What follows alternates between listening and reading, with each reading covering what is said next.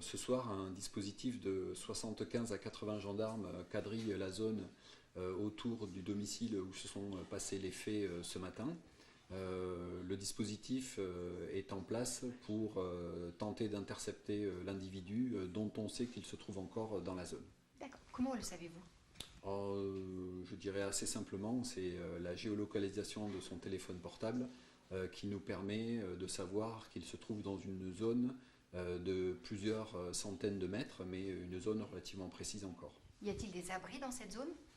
Il y a dans cette zone des cabanes de chasse dont on sait que le présumé auteur pouvait utiliser pour une raison ou pour une autre, et donc on se dit que logiquement c'est un endroit dans lequel ce sont des endroits dans lesquels il aurait pu se réfugier.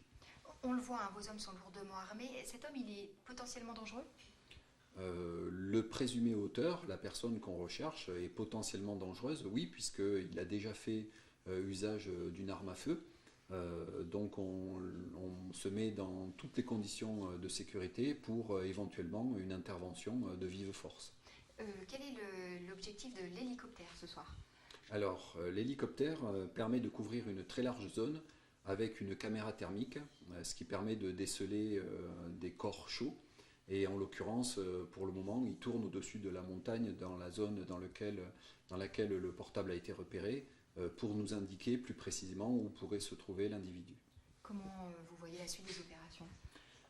Pour le moment, pour nous, il s'agit de mettre fin à la cavale de ce présumé auteur parce qu'il a déjà fait usage d'une arme, qu'il est actuellement dans la forêt ou alentour et que donc potentiellement il présente une menace pour lui certes, mais aussi pour potentiellement la population environnante, même s'il n'a pas fait état d'une quelconque volonté de faire usage de son arme contre une autre personne.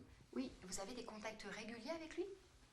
Nous avons des contacts erratiques avec lui lorsqu'il répond au téléphone. Nos négociateurs entretiennent un lien permanent, en tout cas lorsqu'il répond, on essaie de récupérer des informations sur son état d'esprit. Oui. Et justement,